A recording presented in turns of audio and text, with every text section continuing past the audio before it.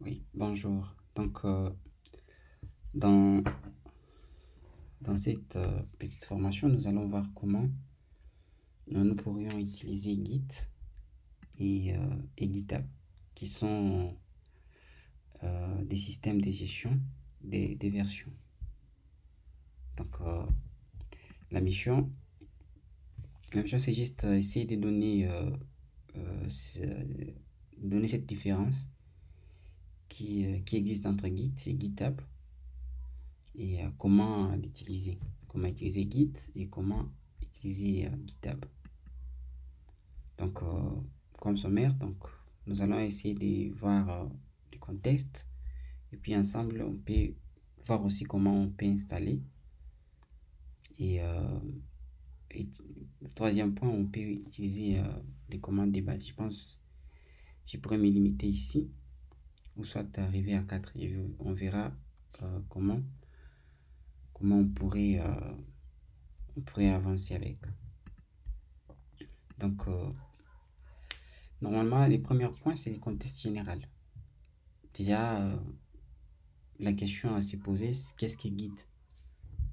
Vous comprendrez que Git, c'est juste un, un logiciel de version créé en 2005 par Linux Torvalds. Linux Torvalds, c'est le créateur de Linux. Et maintenant, vous comprendrez qu'il est un logiciel des versions ou un logiciel de versionning ou un logiciel de gestion des versions.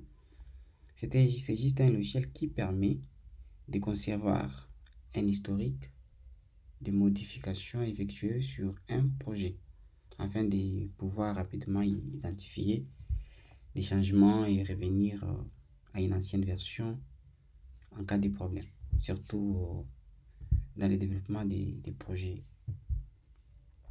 Et parmi les logiciels de gestion des versions les plus connus, nous avons Git.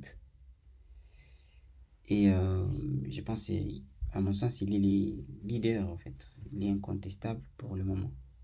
Chaque développeur, normalement, devrait, devrait déjà euh, comprendre ou les connaître. Normalement, la deuxième question qu'on devrait se poser, à quoi sert un logiciel de gestion des versions? Vous comprendrez qu'il y a un logiciel de gestion des versions, comme nous l'avons défini encore, c'est qu'il permet juste à stocker un ensemble de fichiers en conservant la chronologique, la chronologie de toutes les modifications qui ont été effectuées dessus. On suppose vous créez un fichier, ça veut dire vous cherchez à voir les cycles de vie de vos fichiers. J'ai fait ceci dans ces fichiers, j'ai fait cela, j'ai ajouté tel fichier. Ça veut dire c'est ça même l'essence d'un système de gestion des versions. Et vous verrez que souvent les systèmes de gestion des versions permettent de garder en mémoire chaque modification, donc chaque modification de chaque fichier et pourquoi elle a eu lieu et par qui. Ça veut dire on regarde pourquoi on a créé ces fichiers et qui l'a modifié. Ça veut dire on essaie de voir les cycles de vie comme je l'ai dit encore.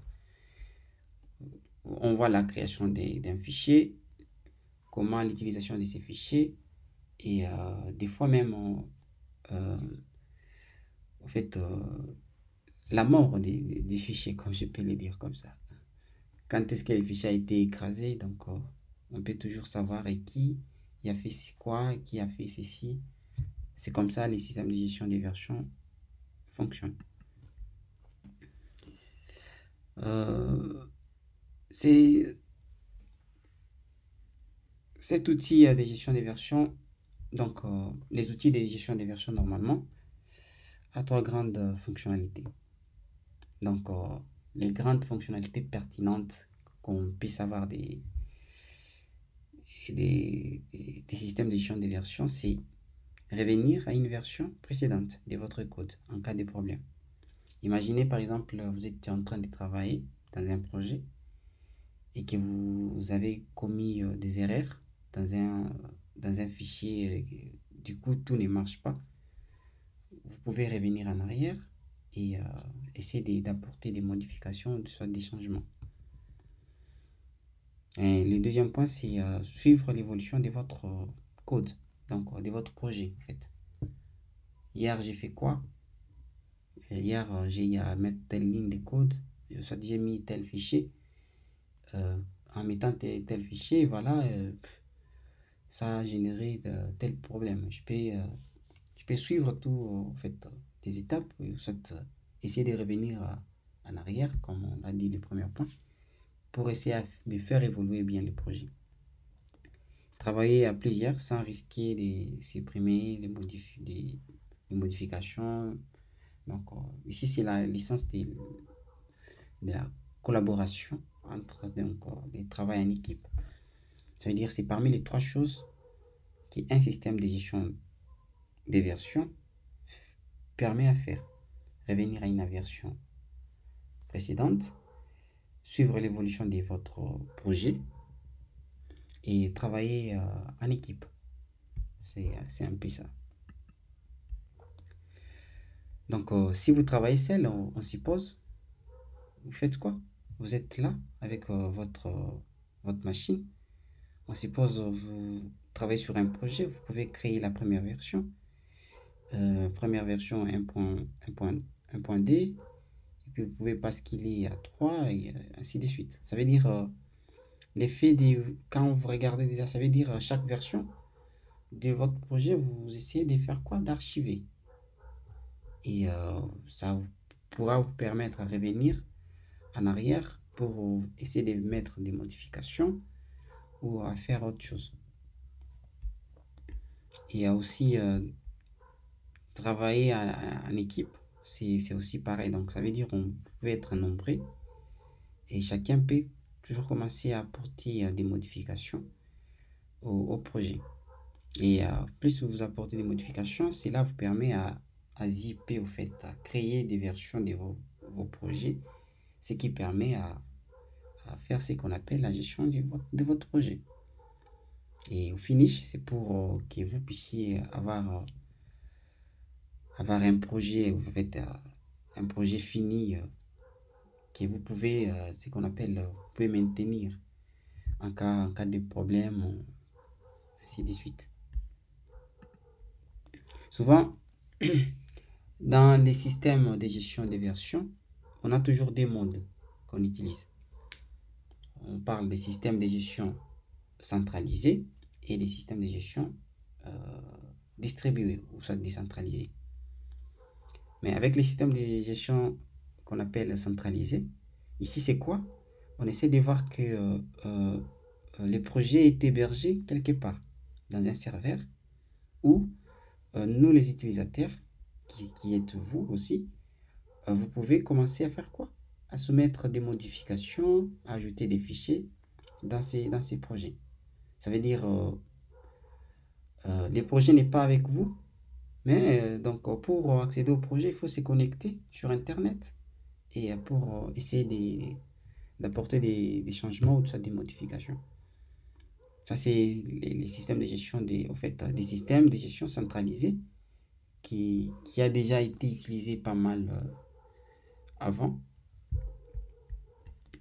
Et par la suite, on a ce qu'on appelle les systèmes de gestion des versions distribuées. Donc, ici, avec les systèmes de gestion distribués, vous verrez que c'est déjà Git qui est venu apporter cette façon de faire, cette façon de gérer les projets d'une façon distribuée. Ici, c'est quoi? Les projets est toujours centralisé, mais quand même, ici, chaque collaborateur ou soit développeur peut avoir la version de ces projets ici avec lui en local. Ça veut dire il n'est pas toujours obligé de travailler avec sa connexion, mais ici il peut travailler localement. Et par la suite, s'il termine, il peut soumettre ça au serveur. Ça veut dire, ici déjà, le projet devient simplifié. Donc chacun peut avoir normalement une partie du projet auquel il est en train de travailler sur son ordinateur. Donc ici c'est quoi quand je peux essayer de vous lire les petits tests. On dit c'est donc la simplicité, flexibilité du travail. Comme chaque utilisateur peut héberger les codes du projet, on n'a plus besoin de faire quoi? D'être constamment connecté à un serveur central donc on ne peut pas être un serveur central. On peut donc travailler en ligne sur sa propre machine. Donc ici la sécurité aussi, comme chaque utilisateur possède les codes d'un projet, on peut l'utiliser, donc faire le copier-coller. Et donc c'est un peu ça. C'est ce qui apporte un peu beaucoup plus d'avantages avec les systèmes centralisés et décentralisés ou ça distribué. Vous verrez maintenant la seule différence ici, c'est quoi? Avec les systèmes, donc quand on parle des systèmes centralisés, décentralisés, ça veut dire ici on suppose on a un projet qu'on travaille en local. C'est ce qu'on appelle les projets locaux ou soit les dossiers locaux. Ici, c'est les dossiers qu'on appelle les dossiers distants. Alors déjà, quand on voit la notion des dossiers local et distant, c'est là-bas entre en jeu ce qu'on appelle aussi la notion de GitHub et Git. Parce que Git est beaucoup plus utilisé quand on est en local et GitHub c'est quand on est en production, soit du côté du côté serveur. Ici donc Git est un logiciel de gestion de version comme on l'a déjà dit. Git va vous permettre d'enregistrer les modifications, tout ça on a déjà dit. Maintenant, ici c'est quoi? Dans les langages des systèmes de gestion des versions, la copie de l'intégralité des fichiers d'un projet et de leur version situe sur le serveur. Alors déjà, ici c'est GitHub qui va constituer comme votre serveur central, appelé un dépôt. Donc, un dépôt, soit qu'on appelle encore les repositories. Ça veut dire Git, lui, il devient un dépôt local, auquel il va nous permettre à faire quoi? À commencer à envoyer nos différentes modifications, soit nos différentes contributions qu'on a eu à faire en local, et puis on les met en ligne pour que chacun de nos collaborateurs, comme on l'a dit, pourront aussi accéder à ces codes et ainsi de suite. C'est un peu ça Git et GitHub. Normalement, Git, comme on l'a déjà dit, c'est un gestionnaire de fichiers local. Et GitHub, c'est un gestionnaire, c'est un service juste qui est en ligne. Donc, un service en ligne, on suppose, on peut faire un projet open source auquel on peut faire participer beaucoup de gens. Et déjà, GitHub, à ce niveau-là, il devient votre serveur central. Mais Git, il est installé sur votre machine. Ce que je peux dire, c'est avec Git, on est avec lui sur la machine, mais avec GitHub, on n'est pas avec lui sur la machine. Lui, il est en ligne. Donc, pour utiliser GitHub, il faut toujours être connecté. C'est là. Mais avec Git, vous n'êtes pas obligé. Donc, c'est ça même la différence. Donc, c'est un peu ça. Les dossiers locaux, donc ici, on a, pour faire la différence entre les dépôts locaux et les dépôts distance, déjà, vous l'avez compris. Un dépôt local, bon, avant, les dépôts, c'est quoi? Les dépôts, on suppose un dépôt, c'est comme un dossier, vous voyez, un dossier qui conserve un historique des versions, des modifications d'un projet. Donc, ces projets peut être ce qu'on appelle maintenant local ou distant. Or, quand un dossier est local, un dossier, on appelle un dépôt local, c'est juste un entrepôt virtuel de votre projet. Il va vous permettre d'enregistrer juste des versions ou vos codes. On peut supposer que vous êtes un designer, vous pouvez commencer à enregistrer vos designs, ainsi de suite. Mais quand c'est un dépôt distant, ici, ça devient un peu différent. Ça veut dire, donc ici, vous pouvez maintenant essayer de stocker vos modifications dans un serveur. Donc, pour accéder, normalement, il faut toujours être connecté, ainsi de suite.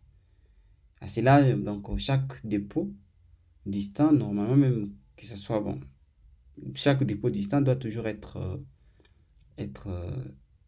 donc donné, donc être permis avec des droits de lecture ou soit d'écriture. Qui peut modifier, qui peut participer à ces projets, ainsi de suite. Donc, c'est un peu ça. Donc, il y a beaucoup de plateformes en fait, bon, en fait, la question c'est quoi? Quelle est la plateforme à utiliser pour héberger votre code? La réponse est juste qu'il y a beaucoup d'outils. Il y a Git, il y a GitLab, il y a Bitbucket. Donc, tous font la même chose. Mais vous verrez que GitHub, il est beaucoup plus utilisé aujourd'hui, accompagné des Git. Donc, pour une bonne communication entre développeurs surtout, et aussi les avantages qu'apporte Git, c'est devenu comme un portfolio des développeurs. Donc, et surtout aussi beaucoup des recruteurs, donc pour des entreprises où on veut voir, soit recruter des développeurs, et souvent on leur demande si tu as un compte GitHub pour qu'ils puissent voir ce que vous faites comme modification ou soit ce que vous faites comme contribution dans des projets, ainsi de suite. Et Git aussi, pour le moment, il est donc considéré comme un véritable réseau social. Donc, un réseau social, souvent, on dit des projets open source. Ça peut toujours être open source ou soit des projets privés. Ça dépend. Et GitLab, si je pense, c'est l'alternative des GitHub.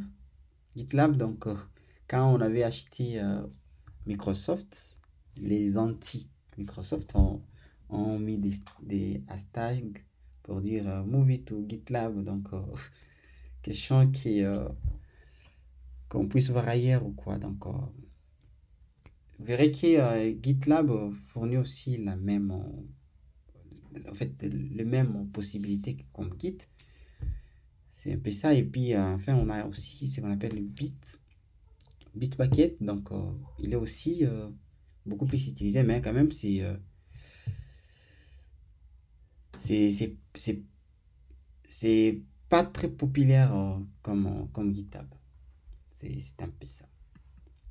Donc, normalement, pour installer Git, vous verrez que c'est quelque chose qui est trop facile. Si vous tapez install Git, comme ça, et que vous partez sur donc, les premiers liens là, donc en fait, la première recherche, vous partez, si vous cliquez seulement sur installation de Git, ça dépend de comment on peut dire. Vous verrez vous tomberez ici. Donc, ça ouvre selon votre type de machine. Mais normalement, vous pouvez revenir là-bas. Vous appuyez sur Downloads. Donc, à partir de là, vous verrez qu'il y a pas mal.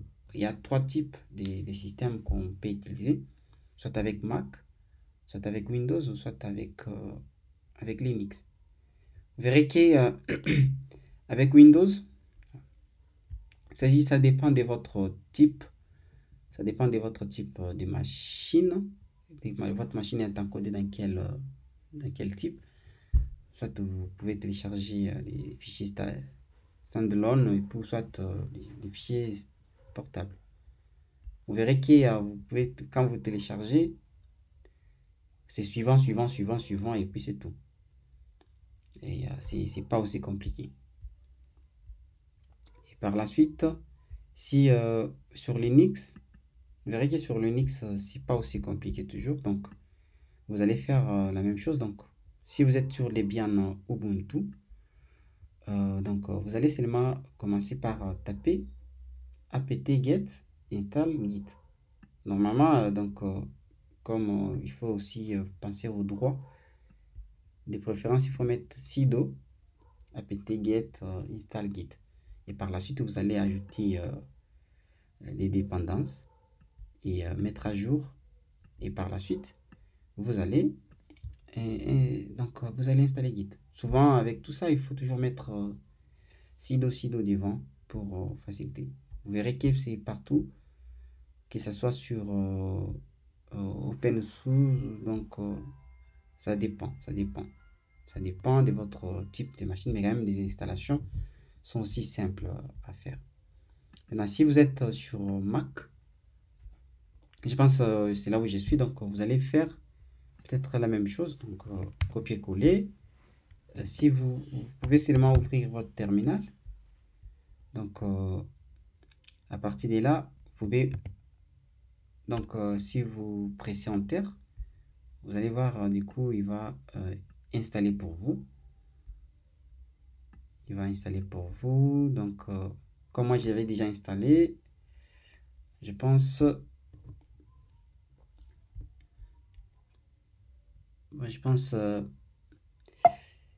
yeah, il me dira toujours ça, ok.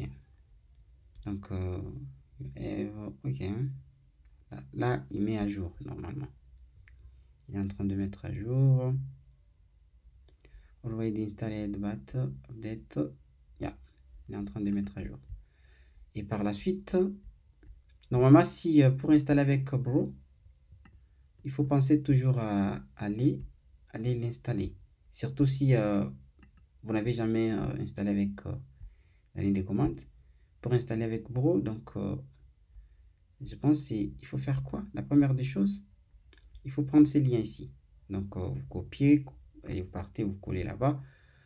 Et par la suite, vous suivez les étapes. Je pense que c'est seulement cette étape pour installer wget. Donc ça dépend de comment vous pouvez utiliser. Ici, c'est pour ceux qui s'y connaissent un peu. Et par la suite, quand l'installation termine comme ça, la deuxième des choses à faire, c'est la deuxième des choses à faire, d'abord, il faut clear, donc pour effacer mon terminal. Donc je dois taper git. Si vous tapez git version,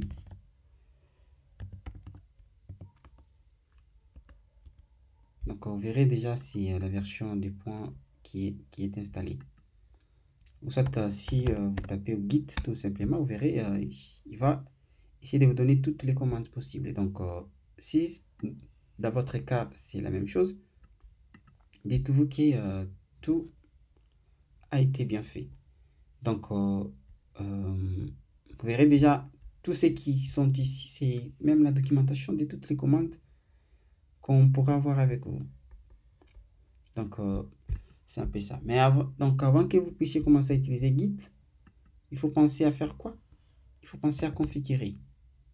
Vous tapez config Git, et puis vous partirez seulement sur le premier lien qui se présente là-bas.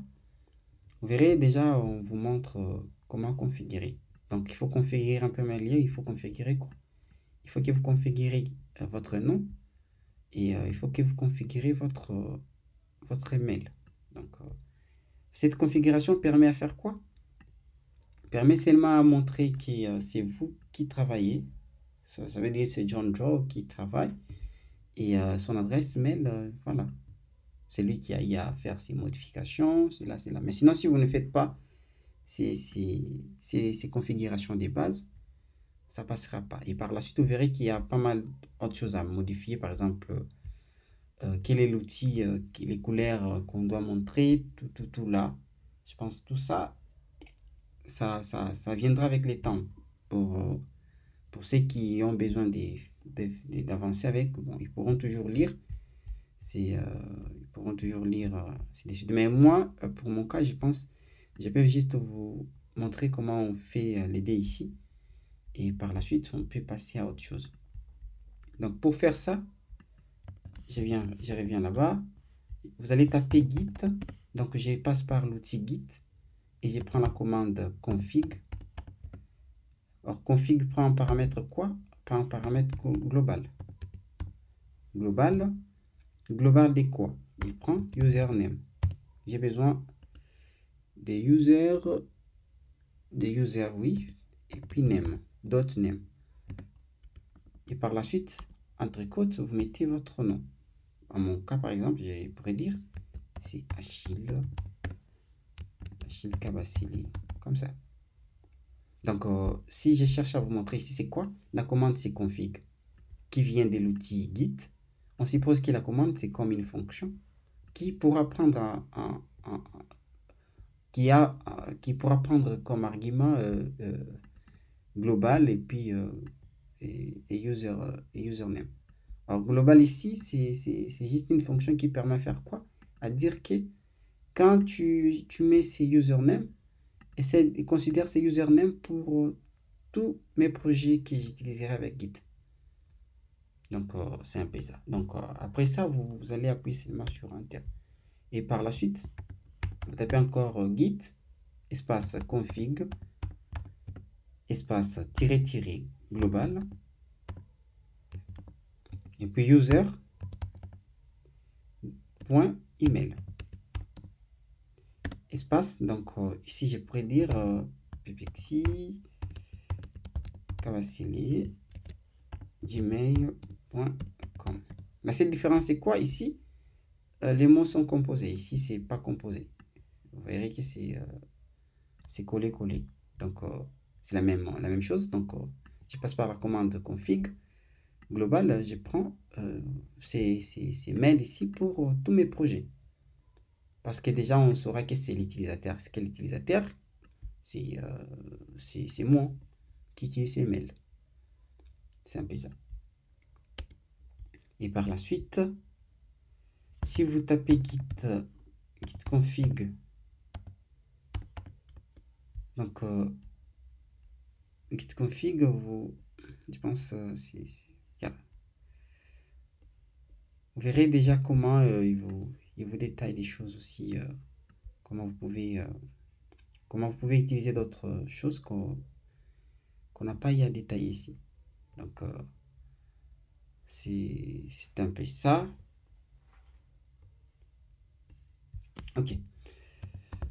Maintenant, comment on commence à travailler dans un projet avec Git? Pour travailler dans un projet avec Git, c'est simple. La première des choses à faire, c'est quoi? On suppose, bon, je dois me placer sur le bureau.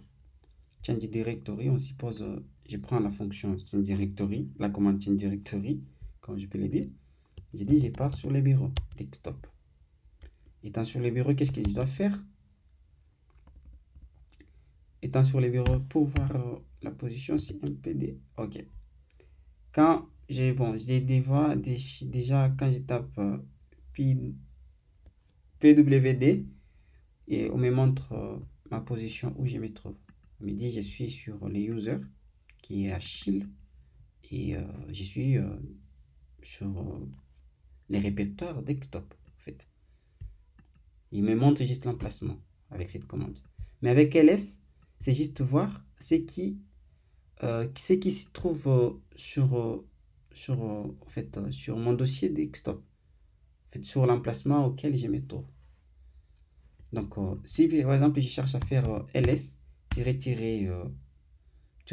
fait seulement a, comme ça veut dire je lui demande de faire quoi? De me montrer tous les fichiers ou les dossiers cachés qui se trouvent sur mon desktop. Vous verrez que j'ai d'autres points localisés et puis j'ai autre chose. Donc, C'est un peu ça. Donc, si je vais encore, par exemple, si je vais faire quoi avec, ça veut dire avec, vous verrez déjà cette fonction, ls, elle prend beaucoup de choses en paramètre. Elle peut prendre aussi all. Donc, quand je mets, c'est all, comme ça, comme ça. Ok. On dit, il n'est pas reconnu. Ok. J'ai peut-être mal. Non, c'est ça. Mais ok. Il fallait pas, il faut mettre, oui. Aussi, il y a une différenciation des choses. C'est quoi? Quand vous mettez, quand un mot est long, quand vous mettez un argument d'une commande avec souvent Linux ou Mac, ainsi de suite, que ce soit même sur Windows, si vous cherchez à mettre la commande ls par exemple, suivez d'un mot qui est long, il faut mettre des tirets. Mais quand c'est un mot qui est court, comme all, mettez seulement un seul tiré. Donc, par exemple, si je cherche à mettre, je vous donne un exemple. Je fais git. Je cherche à voir la version des guides. Si je mettais un seul tiré, une version comme ça, j'aurai les histoires. J'aurai les histoires qui... non, je voulais taper... qu'est-ce que j'ai tapé? Je voulais taper git-version. Comme ça. C'est ce que j'avais tapé. Ok. Ah oui, vous verrez que oui. Qu'est-ce qu'on me dit? On me dit l'option, en fait, l'argument n'est pas reconnu. Vous voyez? Donc, je ne peux pas mettre un seul tiré. Donc, pour voir normalement la version, il fallait faire git. Comme c'est un mot comme c'est un mot long, il faut mettre des tirés pour voir la version, comme ici. Sinon, c'est un peu ça. Pour ajouter souvent l'argument dans une fonction, en fait, pour ajouter juste l'argument, et comme je peux le dire en termes de fonction, il faut penser quand c'est un mot composé, et quand c'est un mot long, quand c'est un mot long, il faut penser à mettre des traits. Des tirés. Quand c'est un mot court, mettez un seul tiré. Par exemple, quand j'ai fait ls, ls-a, a c'est un simple, en fait, c'est un mot simple, en fait. Vous voyez? Donc, il essaie de me montrer tout ce qui se trouve sur la racine, d'accord, et sur mon dossier desktop. C'est un peu ça. Je peux y effacer. Qu'est-ce que je peux dire encore? Ok, c'est ce que je devrais dire. Maintenant, j'ai fait les change directory. Vous verrez que change directory, c'est une fonction aussi qui peut prendre soit un dossier, ainsi de suite. Ça signifie changer les répertoires. C'est un peu ça. Maintenant, ici, qu'est-ce que je dois faire? Je dois créer un dossier. Un dossier que je peux nommer. Pour créer un dossier en ligne de commande, on fait mkdir, comme ça. Et puis, vous donnez les noms du dossier. Je peux dire projet. Je peux dire projet git underscore projet git, comme ça. Et puis, je presse enter. Et vous verrez maintenant, si je faisais encore ls, ça veut dire pour lister ce qui se trouve sur mon desktop. Vous verrez maintenant, mon dossier est là. Donc, déjà, ces dossiers ici, je dois accéder à l'intérieur. Donc, pour accéder, je dois faire quoi? Je dois taper la commande cd. Et puis, je mets les notes du projet. Je tape tabulation. Et voilà. Je suis à l'intérieur. Si je tape ls, vous verrez qu'il n'y a rien. ls-a, il n'y a rien. ls-all, ça veut dire ici déjà, avec all montre quoi? Montre les droits d'écriture. Ça c'est un peu les choses qui sont trop Linux. Donc ça montre les droits d'écriture ou des lectures de ces dossiers. Et puis quand il vous demande, il dit il n'y a rien comme total ici, comme fichier, comme sous-dossier, comme tout. Et je peux effacer ça. Ok. Et par la suite, qu'est-ce que je dois faire? Pour commencer déjà avec Git, il faut maintenant renseigner ces dossiers ici comme un dossier qui fait partie des projets Git. Or, déjà avec ça, je pense que je peux vous montrer bien avec un logiciel qu'on appelle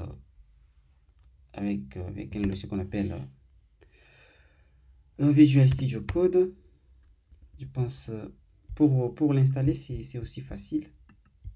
Partez là-bas, vous faites install Visual. Je pense c'est bien le logiciel qu'on peut utiliser. Vous pouvez aller là-bas, donc vous pouvez aussi l'installer, donc soit sous format, donc sur les systèmes Windows, Debian Ubuntu, ou soit Mac. Donc ça dépend. Donc je pense l'installer c'est pas aussi trop compliqué. Et donc si vous l'installez, donc par la suite, vous pouvez faire la même chose que moi. Donc vous pouvez taper code. Point. Ici, code, ici, c'est quoi? Code, c'est en fait, c'est le logiciel en question, en fait, c'est l'extension des Visual Studio Code. C'est ça même sa commande. Ça veut dire quand on écrit code, on suppose, on fait appel au logiciel Visual Studio Code. C'est comme on a fait appel à Git. On peut faire appel à Git et puis on lui passe la commande, par exemple, git config. Vous voyez, c'est presque la même chose. Mais ici, on fait code, qui est les codes ici, c'est les logiciels Visual Studio Code. Et par la suite, on doit lui préciser qu'est-ce qu'on a besoin. On va lui passer quelque chose, un argument. Il va prendre quoi? Si je mets point, ça veut dire, je lui dis, à partir de celui-ci, donc à partir des, donc ouvre-moi ces dossiers courants. Les points ici signifient les dossiers courants. Soit si je ne suis pas dans ces dossiers, qu'est-ce que je dois faire? Je pourrais faire code, le nom du projet. Par exemple, le projet. Si je ne suis pas là, si je ne suis pas à l'intérieur du projet, regardez. Si je fais cd des points, cd des points permet à faire quoi? À reculer en arrière pour sortir dans ces dossiers ici. J'ai fait des comme ça, je sors là-bas. Je reviens maintenant là, je suis sur desktop. Maintenant, si je cherche directement à ouvrir mon dossier dans Visual Studio Code, donc je dois prendre quoi? Je fais c'est ma projet, stabilisation, et voilà. Vous voyez? Là, du coup, je peux faire quoi? Je peux l'ouvrir. Si je presse Enter, je l'ouvre. Vous verrez déjà, il vient de s'ouvrir. Je peux fermer. Donc, en fait, la même chose, je peux le faire quand je suis à l'intérieur. Je suis à l'intérieur du projet. Quand je suis à l'intérieur du projet, je fais code, point. Alors, code, point signifie quoi? Je lui dis, ouvre-moi ces dossiers. Comme je l'ai ouvert comme ça, donc je lui dis encore de l'ouvrir comme ça. Si je presse Enter, vous verrez, il fait la même chose. Il ouvre toujours. Maintenant, ici, je pense déjà, on peut commencer à utiliser Visual Studio Code. Déjà là, on peut commencer à l'utiliser. Ok. Je retaille un peu. Ok. Je pense déjà on peut utiliser Visual Studio Code pour permettre l'interaction. Ou soit, on peut rester d'abord ici et vous montrer comment on peut les lier encore. Ça dépend. Maintenant, la seule chose, c'est quoi avec Visual Studio Code? C'est que la partie terminale est inclue directement. Donc, si vous partez sur terminal, vous appuyez sur New Terminal. Donc, vous verrez, le terminal sera ouvert. Et quand il s'ouvre directement sur votre dossier. Donc, à partir de là, on peut continuer déjà à commencer à faire la même chose qu'on faisait ici. On peut le faire directement là-bas. Donc, c'est un peu ça. Donc, qu'est-ce que je dois faire? La première des choses à faire pour renseigner un projet, que c'est un projet qui appartient à Git, il faut faire quoi? Il faut initialiser les projets. Alors, pour initialiser les projets, qu'est-ce qu'on fait? On fait git init. Git, on prend la fonction init, comme ça. Ça veut dire init qui signifie initialiser, au fait, initialiser ces projets. Alors, regardez. Quand j'appuie sur Enter, vous verrez, il vient d'initialiser le projet. Mais il me dit quoi? Je viens d'initialiser le projet, mais ton répertoire est vide. Alors déjà, si j'essaye de taper la commande, si j'essaie maintenant de taper la commande ls-a, vous verrez maintenant, il me montre que oui, c'est vrai. Ton dossier maintenant, il contient les gestionnaires Git. Alors maintenant, c'est grâce à ces gestionnaires Git ici qui me permettra de faire quoi? Qui me permettra maintenant de faire quoi? Soumettre, à commencer à capturer des modifications et à faire toute autre chose. Donc, c'est un peu ça. Et puis, qu'est-ce que je dois faire par la suite? Par la suite, je dois créer un fichier ici. Mais comment je peux le faire directement ici en ligne de commande? Pour créer un fichier, je peux taper ce qu'on appelle touch sur les systèmes Linux, mais sur Windows, c'est pas la même chose. Touch quoi? Je peux dire touch index. Index.html. .html. Je peux le faire comme ça. Quand je crée là-bas, vous verrez, les dossiers viennent d'être créés. Alors déjà, quand vous regardez, comme j'avais déjà initialisé mon répertoire, j'avais déjà initialisé mon répertoire avec la fonction git, et donc j'avais initialisé mon répertoire avec git. Et du coup, quand vous mettez un dossier, si vous êtes sur Visual Studio Code, il essaie de faire quoi? De vous montrer l'état de votre fichier. Alors, l'état du fichier auquel j'ai affaire, c'est quoi? Ça veut dire, c'est quand vous mettez, vous regardez là-bas, il y a un U. On dit quoi? Un untracked. Ça veut dire untracked, yeah. Ça veut dire non suivi en français. C'est non suivi. Ça veut dire, on dit que vous venez d'ajouter un fichier, mais ce fichier n'est pas suivi avec sur votre gestionnaire Git. Mais quand même, on l'a détecté que c'est un nouveau fichier. Ah, c'est là-bas que les choses commencent. Mais si vous cherchez maintenant à voir l'état de ces fichiers, vous allez taper la commande git status. Si vous tapez git status, vous allez voir qu'est-ce qu'il dit. Il dit git status. On dit vous venez d'ajouter un fichier. Donc un fichier a été ajouté. Mais ce fichier, jusque-là, n'est pas encore ajouté par Git. Si vous voulez ajouter ça par Git, vous pouvez faire git add et puis les noms de ces fichiers. Donc déjà, ça fait partie déjà de notre première, deuxième en fait, troisième commande. Troisième commande de Git. Ça veut dire on va faire git add.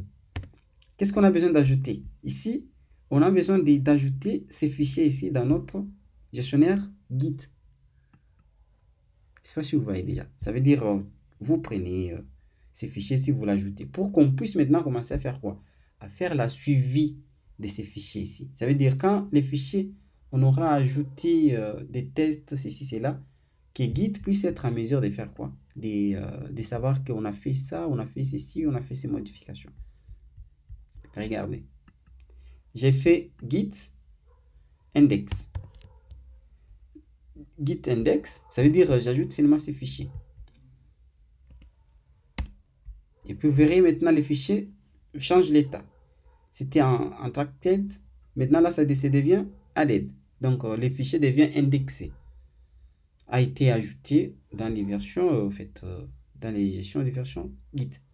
Maintenant quand vous venez encore et que vous tapez encore git status, vous allez voir maintenant qu'est-ce qu'il dit. Il dit ouais, vous avez bien fait. Donc ici, le fichier a été suivi maintenant comme un fichier Git. Maintenant ici c'est quoi? Il vous demande vous avez c'est comme si maintenant pour Git maintenant c'est maintenant on vient de faire quoi? De créer un nouveau fichier. Vous voyez, malgré que c'était là-bas mais on ne l'avait pas encore créé. C'est quand on tape maintenant la commande git add et les noms du fichier, c'est là-bas qu'on vient de faire quoi? De créer les fichiers. Ok, regardez maintenant. J'ouvre le fichier. Vérifiez maintenant. J'ouvre le fichier. Qu'est-ce que j'ai besoin de faire? J'ai besoin, par exemple, oui, je peux garder. J'ai besoin d'écrire, par exemple, un HTML là simple. Je peux écrire un HTML simple. Ok. Donc, je vais faire quelque chose comme ça. J'ai dit, par exemple, hum, balise. Je peux prendre la balise H1. H1, j'ai dit, par exemple, hello, hello git. J'ai dit, par exemple, hello git. Maintenant, regardez. Plus, comme j'ai mis les fichiers, vous verrez directement, mon fichier aussi a changé. Comme j'ai mis plutôt des contenus, mon fichier vient de changer. Il détecte quoi? Il détecte que je viens de faire quoi? Je viens de modifier mon fichier. Ça veut dire que je viens là de modifier mon fichier. Donc, l'effet d'ajouter déjà quelque chose, lui, il détecte. Si je fais git status, git, git status, vous voyez, il me dit, il y a quelque chose, vous venez de changer quelque chose ici. Donc, git a capturé une nouvelle modification. Alors déjà, c'est ce qui montre déjà les cycles de vie d'un fichier. Quand est-ce qu'on a créé un fichier? Quand est-ce qu'on a modifié un fichier? Quand est-ce qu'on peut écraser un fichier? Là, c'est comme ça Git fonctionne. Donc déjà là, qu'est-ce que je dois faire pour que je puisse maintenant garder la version de ces fichiers ici? Il faut faire quoi? Il faut que je puisse commit. Il faut que je puisse faire quoi? Je puisse faire des commits. Alors, faire les commits de ces fichiers, commit c'est comme quoi? Commit c'est comme si créer maintenant la version de quoi? De ces fichiers ici. Bon, imaginez qu'il y ait beaucoup de fichiers. Ça veut dire que c'est créer la version des fichiers, ce qui constitue même un projet. Créer la version de ces fichiers-là. Alors, pour créer cette version, ça veut dire que je vais devoir faire quoi? Git, la commande commit, -m. -m ici signifie, -m signifie message. Quel est le message que vous voulez donner? Je mets entre côtes. Entre côtes, je mets quoi? Je mets par exemple mon premier commit. Mon premier commit. Comme ça. Et puis, je presse Enter. Et vous verrez maintenant ici, le fichier va changer. Donc, les fichiers ne changent pas. Ah oui, les fichiers ne changent pas. Regardez, pourquoi? Ici, vous allez voir que c'est toujours, quand je pars, les M ici ne changent pas. Vous verrez que toujours c'est modifié. Quand j'ai fait git status, vous verrez que on n'a pas encore ajouté nos modifications. Or, il faut ajouter aussi les modifications. Pour ajouter les modifications, dites-vous que c'est la même chose que vous avez fait la première fois pour ajouter un fichier dans le gestionnaire Git. Ça veut dire que vous allez faire toujours git quoi? Git add, les noms du fichier, index, et puis vous ajoutez. Et vous allez voir maintenant là, il change, il devient jaune. Parce qu'il y a 3 états. Il y a vert, quand c'est un nouveau fichier. Il y a maintenant il y a vert, il y a jaune, il y a aussi orange. Donc jaune, c'est quand c'est modifié, que vous avez modifié. Maintenant, vert, c'est quand vous venez de créer. Orange, c'est quand vous l'avez modifié et que vous n'avez pas encore soumis dans le gestionnaire des Git. Maintenant, regardez encore. Quand j'ai fait ça, pour maintenant prendre encore la capture de ces modifications que j'ai à faire. Quand vous regardez, j'ai fait git status. Le status là, c'est modifié. Maintenant, pour maintenant ajouter ces fichiers-ci dans les gestionnaires de Git, à ajouter la version de ce qu'on a à modifier, ça veut dire faire git commit, la commande commit, -m. Je peux dire modifier mon fichier index, mon fichier index. Et puis, ok. Là, maintenant, vous verrez, le fichier n'a rien comme péché là-bas. Donc, le fichier est devenu Elle est maintenant un fichier, donc c'est devenu maintenant un fichier normal. Maintenant, imaginez maintenant que vous évoluez toujours à développer. Quand vous regardez déjà, si on fait git, git, git status, git status ici permet de montrer l'état de votre fichier. En fait, de vos fichiers, de votre projet, ainsi de suite. Quand on essaie de demander l'état du projet, on dit il n'y a rien à mettre à commit, donc à mettre dans la commit, dans le commit ou dans autre chose. Ou soit à ajouter, il n'y a rien. Ça, c'est un peu la première des choses. Imaginez maintenant que vous cherchez encore à ajouter autre chose. Imaginez que ça soit comment vous travaillez sur un projet, on suppose vous allez ajouter encore un autre dossier que vous appelez contact, par exemple. Contact.html. Et puis, dans contact, on suppose déjà c'est un fichier qui vient d'être créé. Et qu'est-ce qu'on a besoin encore? On a besoin, par exemple, qu'on crée encore... bon, on suppose on peut se limiter là. On peut le mettre aussi... et puis, je peux dire... c'est la page contact. H1 contact. Oui, je peux mettre contact. Et par la suite, quand vous regardez, donc on dit, on vient de créer les fichiers, mais les fichiers, il n'est pas suivi.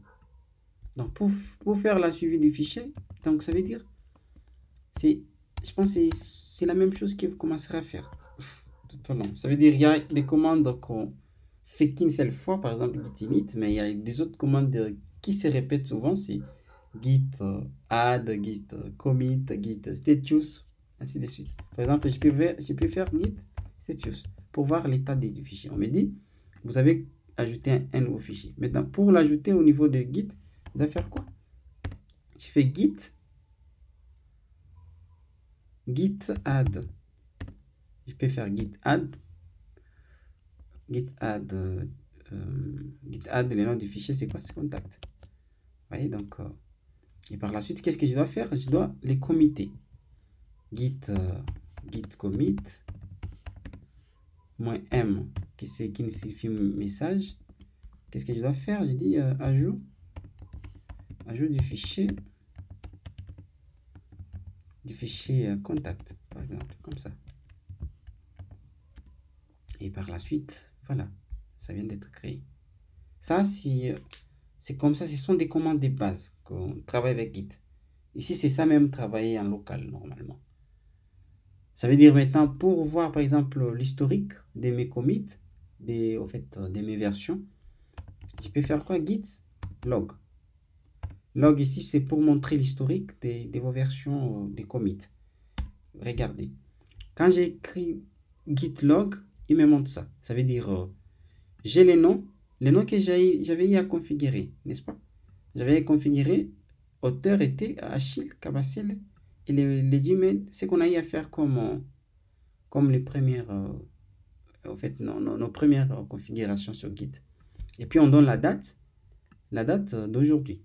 Donc, j'ai eu à faire les commits. Alors, ça, c'est les deuxièmes commits. Les deuxièmes commits. Et puis, vous verrez, donc, notre première commit, c'est là-bas. Je l'ai fait à telle heure. Vous verrez qu'il y a un peu la différence. Et par la suite, c'est quoi? Donc, pour quitter dans cet environnement, vous tapez sur la touche key. Là, vous allez sortir. Et donc c'est un peu ça pour l'histoire des versions. Mais imaginez maintenant que vous puissiez ajouter autre chose. Que ce soit par exemple un dossier. On peut appeler dossier images. Dans les dossiers images, qu'est-ce qu'on peut mettre? On suppose on peut prendre quelque chose sur internet. On peut prendre natural image. Je peux prendre par exemple par exemple cette image. Je le mets sur le bureau et puis je peux prendre aussi ça encore. Je peux prendre encore ça. Ok. Ça je prends pas. Et par la suite, qu'est-ce que je dois faire? Mes trois images sont là. Je dois seulement prendre ça et je dois seulement prendre ça. Je peux copier-coller ça. Puis je peux directement aller les mettre dans mon dossier image. Alors dans les dossiers images, c'est les dossiers, quand vous regardez les répertoires, ici c'est mon répertoire que j'avais créé. Et il est sur les bureaux. Donc si je rentre sur mon guide, vous verrez, j'ai mes trois images que je peux peut-être renommer si je le veux. Je peux peut-être renommer rename. Je peux dire image 1. Je peux prendre encore ici.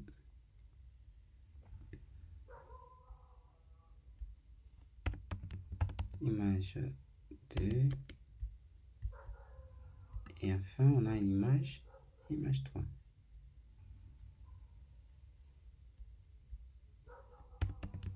Image 3. Ok. On a ces trois images. Ok. Ça veut dire déjà, ça veut déjà créer un dossier. Et ces dossiers, j'ai inclus trois images. Et du coup, Git détecte déjà, il va détecter. C'est comme ce que vous voyez ici. C'est quand vous installez Git, normalement l'extension Git. Si vous installez, par exemple, vous faites Git, surtout sur, si vous êtes sur Visual Studio Code, vous pouvez installer l'extension, par exemple, Git, GitHub.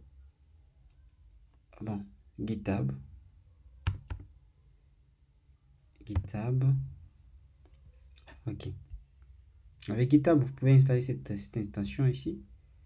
Donc, Git pull request. Donc, c'est quand vous l'installez, du coup, il va vous permettre à faire quoi? Avoir toutes les autres choses là. Vous pouvez installer aussi, bon, je pense avec Git pull request, si je clique là-bas, donc c'est Git pull request. Et je l'ai cliqué après. Yeah. Et c'est un peu ça pour les thèmes. Bon, ça dépend du vous. Si vous cliquez et puis vous allez voir l'apparition des Git, cette icône. Et puis vous verrez que GitHub aussi sera là. Pourquoi il n'est pas là? Parce que je pense... bon, je peux pas lui forcer à être là s'il ne veut pas. Bon, je peux pas lui forcer. Normalement, si vous partez, vous cliquez aussi sur les trois points. Chez vous, peut-être ça peut apparaître. Le logo des Git pourra apparaître toujours là-bas et vous le verrez. J'ai aussi Git. Vous pouvez toujours aussi Git Live. Donc ça, c'est pas important. C'est un peu ça. C'est pour cela, moi, je suis en train de voir... je suis en train de voir tout ça. Donc, et par la suite, qu'est-ce qu'il faut? Donc, il faut maintenant chercher à faire quoi? À soumettre les modifications qu'on a eu à mettre. Et imaginez peut-être que je puisse encore créer un autre fichier que j'appelle about.html.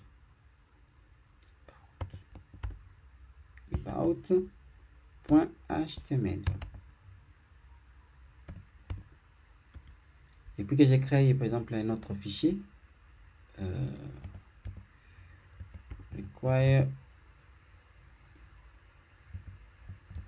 requirements.test, n'est-ce pas?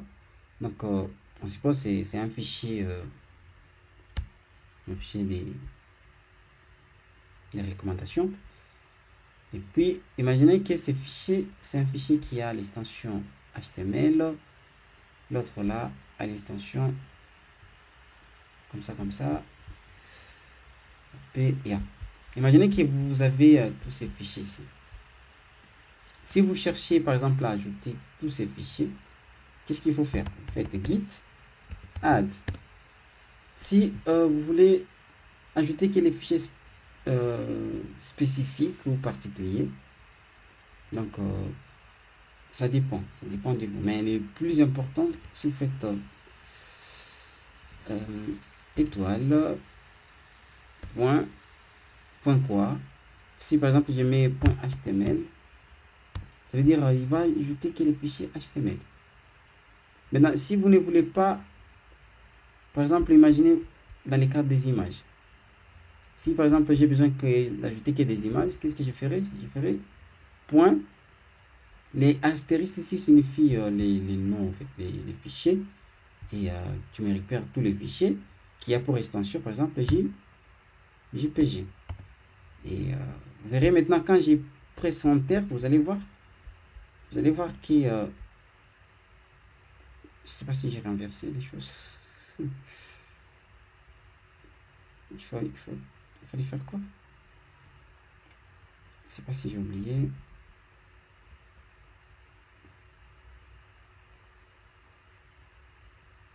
Normalement c'est ça, non? Je peux pas le mettre aussi devant, ça n'a pas de sens. C'est pas de sens, c'est bon. Si j'ai fait ça, ça n'a pas encore de sens. Donc,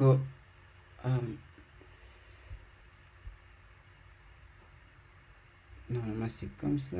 Ajoute-moi tous les fichiers. Comme ça. Bon. C'est comme ça normalement qu'on fait, mais apparemment je me suis trompé un peu. Bon, si on cherche seulement à ajouter les fichiers qui... Bon, ici on ne voit pas, on ne regarde pas les extensions. On essaie d'ajouter que tous les fichiers, par exemple, là, tous les fichiers en général, que ce soit les dossiers, tout là-bas. C'est-à-dire vous allez mettre la commande all. Donc la commande all. Donc je vous ai dit que si c'est un argument, donc il faut mettre all comme ça. C'est quoi? All avec des L, yeah. C'est parce que c'est beaucoup. Donc c'est un mot composé, yeah. Donc git-all. Ou soit vous pouvez faire simplement en faisant git add et pas des tirés, et puis vous mettez seulement un point. Aussi ça fait la même chose que ça. Mais moi j'aime utiliser beaucoup plus git add, git espace add espace point. Juste pour ajouter, pour faire ça. Déjà ici, vous verrez que tous les fichiers ont changé d'état. Si vous faites git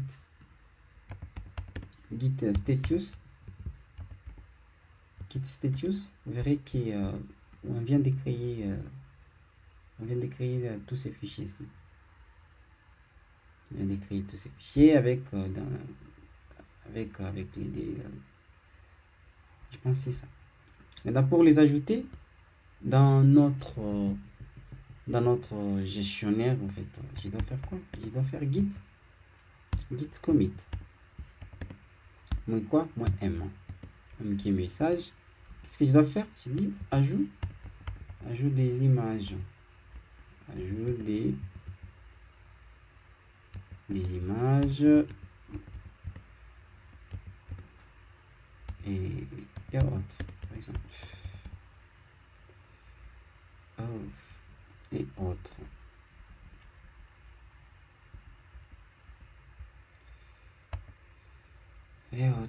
Par exemple, comme ça. Et puis je presse Enter. Et je viens de créer. Vous verrez ici. C'est les trois commandes. En fait, c'est les deux commandes normalement à utiliser. C'est les deux commandes à utiliser. Donc, c'est pas trop compliqué. Mais regardez maintenant. Là où vient maintenant la pertinence des Git, c'est ici. Imaginez que j'ai besoin de revenir à la version à laquelle j'avais seulement l'index. Imaginez où j'avais seulement l'index et les autres n'étaient pas là. Comment je dois faire? Je dois faire d'abord git log pour voir l'historique. Vous verrez que l'historique, je viens de mettre récemment ces versions ici. Si je regarde ce qui est bon, je n'ai pas besoin de voir d'abord ça. J'ai besoin de revenir à une version antérieure. Par exemple, à la version Oui, à la version, par exemple, la version que j'ai mis à jour du fichier contact. Non, pas ça. Je peux appuyer Enter, Enter encore. Oui, je peux prendre la version ici quand j'ai dit modifier, en fait, c'est mon deuxième commit. Alors, pour prendre ces versions ici, qu'est-ce qu'il faut faire? Vous verrez que ce que je n'avais pas dit, c'était chaque version, chaque commit a un identifiant. Cet identifiant est là-bas. Alors, comme j'avais seulement parlé des auteurs et dates, ça veut dire on a l'auteur, on a la date et on a les messages auxquels qu'on avait eu à mettre. Les messages là qu'on met souvent git commit-m entre côtes, vous mettez un message, ça veut dire que c'est ces messages ici qui essaient de faire quoi? D'expliquer ce que vous avez eu à faire dans ces commits. Ok. Maintenant, qu'est-ce qu'il faut faire? Je dois copier. Vous copiez seulement ces liens ici. Et c'est cet identifiant-là de la version. Je les sélectionne. CTRL-C. CTRL-SHIFT-C si vous êtes sur Linux. Sur Ubuntu, ainsi de suite. Et puis j'appuie sur le bouton. Pour sortir dans cette histoire, il faut appuyer sur la touche Key. Voilà. Et par la suite, qu'est-ce qu'il faut faire? Je dois maintenant taper la commande checkout. Checkout. La commande checkout ici va nous permettre à faire quoi? À revenir à une version précédente. Ça veut dire checkout, git, espace checkout, espace je colle la commande en question, CTRL V, je colle et CTRL SHIFT V sur Ubuntu, vous collez aussi. Là, vous voyez? Là maintenant, qu'est-ce que je fais quand je presse Enter? Il me dit, vous venez je reviens à la version où j'ai travaillé avant. Et quand on essaie d'ouvrir, vous avez vu? C'est quand j'avais mis mon petit test. Et voilà. Il essaye de prendre ça en compte. Donc, il essaye de prendre ça en compte. Mais maintenant, si je cherche à revenir à la version à laquelle, la version actuelle, maintenant ici, qu'est-ce que je dois faire? Si je fais git log, tout court simplement, comme c'est tout court, il me montre seulement mes deux commits. Il n'arrive pas à me montrer mes autres commits que j'avais eu à mettre avant. Alors, pour parler à ça, qu'est-ce qu'il faut faire? Il faut maintenant faire git log. Git log, la commit log peut prendre aussi l'argument all. Vous voyez? All. Là, maintenant, je peux maintenant avoir, ça veut dire, je peux avoir tout ce que j'ai à mettre. Vous avez vu aussi,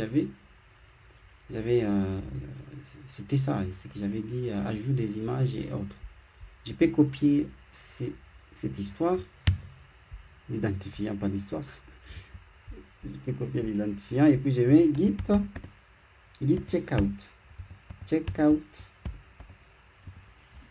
de quoi? Et je colle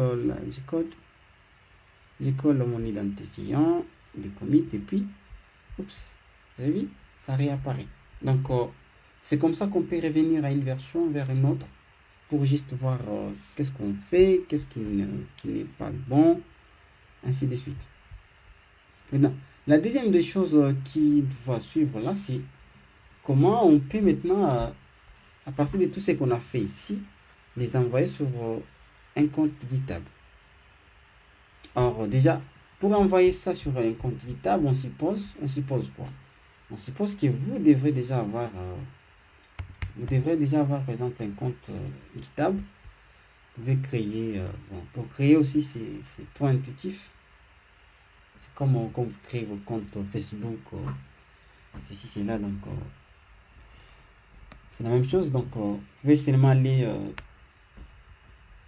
attendez que je vous montre, je branche un peu la machine, ok. Donc je peux vous montrer avec Safari, mais je ne crée pas, s'il vous plaît. GitHub, comme ça.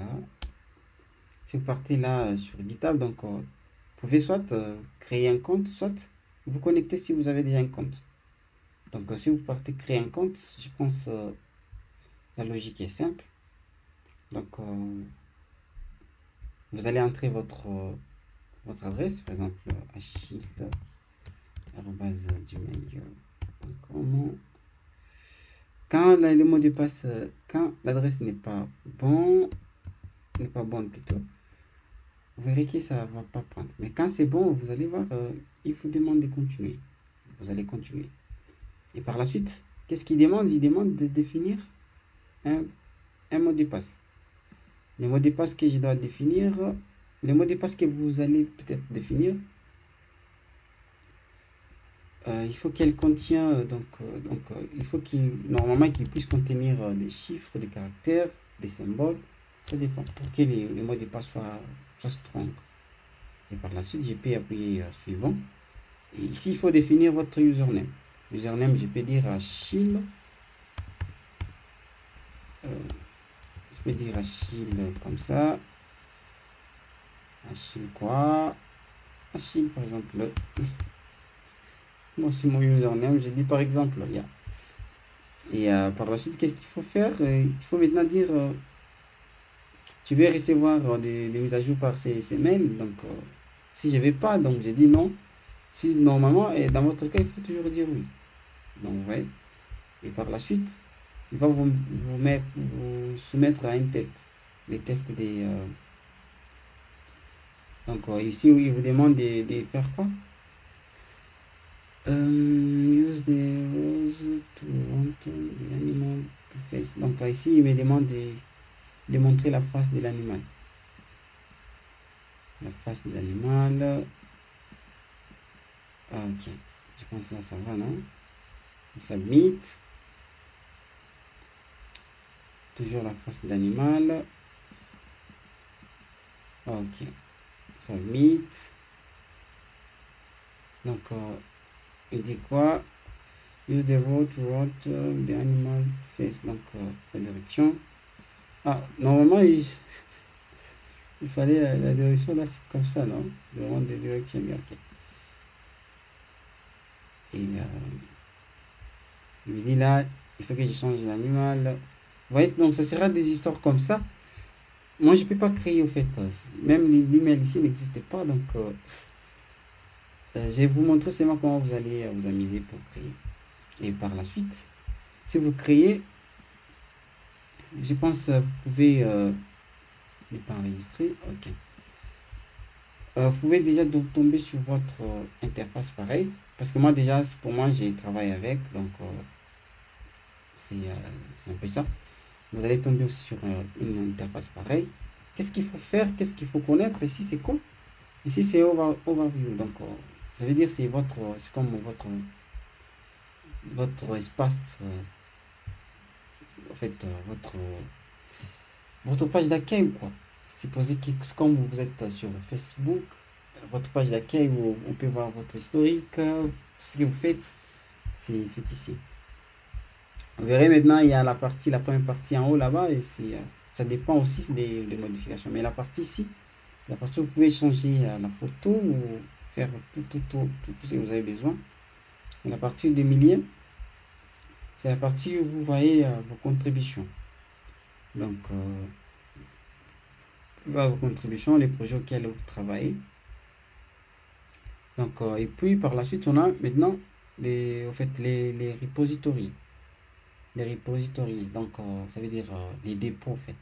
C'est ici, on avait parlé que GitHub, il est beaucoup plus du côté serveur, ça veut dire il joue les rôles d'enregistrer vos projets à distance. Mais Git, il est fait en local. Comme vous avez vu, tout ce qu'on a eu à faire là, c'est quelque chose qui est en local. Donc, je peux les terminer là-bas et je ne ferai rien d'autre. Donc, vous voyez. Mais avec, si je cherche à mettre ça en ligne, donc je suis obligé de venir ici. Donc, quand vous venez ici, qu'est-ce qu'il faut faire? Si vous cliquez sur Repositories, donc ici, c'est quoi? Créer New Repositories. Je peux créer. Donc, pour créer, donc j'ai appuyé sur New. Et puis, je dois donner les noms. de mon nouveau repository. Je peux dire par exemple test. Oh, les tests deviennent beaucoup. Les tests deviennent beaucoup. Bon, ça va, je n'ai pas les choix.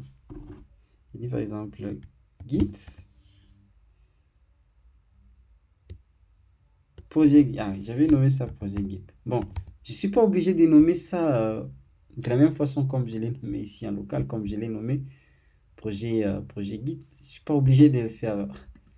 Je suis pas obligé. D'ailleurs, je peux. Bien, project GitHub, yeah. Je peux le nommer GitHub. Project GitHub test. Ok. Et puis vous verrez, c'est vous donnez le nom du repository. Donc déjà, ces noms, ces repositories sera lié à votre username. Par mon cas, c'est Kavasile 754. Et par la suite, qu'est-ce qu'il faut faire? Ça, vous laissez toujours, c'est optionnel comme ils ont dit. Vous laissez la description. Ne mettez pas. Ici, il y a maintenant des types. Soit vous travaillez avec un projet privé ou soit vous travaillez avec un projet public. Et je vous conseillerais pour le moment, donc, travailler avec des projets qui sont publics. Et c'est plus bien. Et par la suite, vous pouvez ajouter add readme, donc readme plutôt. Mais pour le moment, je ne l'ajoute pas. On peut l'ajouter à un autre niveau. Par la suite. Et par la suite, de ça, vous verrez. Donc, laissez toujours les choses par défaut. Mettez seulement les noms et puis laissez tout ça par défaut. Et puis créer. Quand vous créez, ok. Et puis on vous dit, quand vous créez un dossier, on vous demande soit d'ajouter des collaborateurs ou vous pouvez inviter quelqu'un de venir participer. C'est là-bas qu'entre la notion, c'est qu'on disait qu'il travaille en équipe. Ça veut dire dans un projet, vous pouvez ajouter des collaborateurs. Si je clique sur collaborateur, donc vous allez voir que je peux à partir de là, donc add people, je peux ajouter soit par le Gmail, par exemple si je mets Léa, par exemple comme ça, vous verrez donc on me dira par exemple de l'ajouter. Puis quand je l'ajoute, ça veut dire elle devient collaboratrice de ces projets repository. Ça veut dire déjà une invitation lui sera envoyée et pour lui demander de venir participer au projet. Ça c'est comme ça, normalement c'est comme ça. Ça veut dire que vous pouvez ajouter encore quelqu'un d'autre, donc vous pouvez ajouter toujours soit par mail, ainsi de suite. Bon, si vous ajoutez quelqu'un, il faut le connaître. Sinon, quand j'ajoute celui-ci, je le connais. C'est ça. Des fois, mais bon, quand vous regardez qu'il y a quelqu'un qui vous inspire souvent la façon de travailler, vous voulez qu'il participe, vous pouvez toujours essayer. Donc, vous pouvez toujours essayer, il pourra toujours répondre. C'est comme ça. Je reviens en arrière. Ok. Et par la suite, qu'est-ce qu'il faut faire? Il faut maintenant faire quoi? Il faut lier maintenant les comptes locaux au compte qui est en ligne. Les comptes, ça veut dire lier Git avec GitHub. Or, Git, il est sur la machine et GitHub, il est en ligne. Donc, comment lier maintenant les deux répertoires ici? Lier ces répertoires ici, qui est les répertoires distants, et les répertoires ici, qui est les répertoires local. Ici, je l'ai nommé project underscore git, mais là-bas, je l'ai nommé project GitHub c'est quoi underscore test. Donc maintenant, comment faire? Déjà, quand vous regardez, toutes les étapes sont expliquées là-bas. Ça veut dire, il n'y a pas à se casser, il n'y a pas à se casser la tête. Il n'y a pas à se casser la tête. Ça veut dire, qu'est-ce qu'il dit? Normalement, on a vu avec vous la commande git init, déjà ce qui est facile à faire. Et par la suite, git init, ça permet d'initialiser le projet. Or, déjà, nous, on avait déjà initialisé notre projet en local. On ne peut pas encore initialiser. Et par la suite, il vous demande si vous avez besoin d'ajouter un fichier. Par exemple, un fichier readme, un fichier. C'est comme ça on fait. Par exemple, je pourrais faire git add. Alors déjà, on suppose quand je fais git add, je peux dire par exemple, j'ai about, j'ai contact, je peux avoir quoi? Service.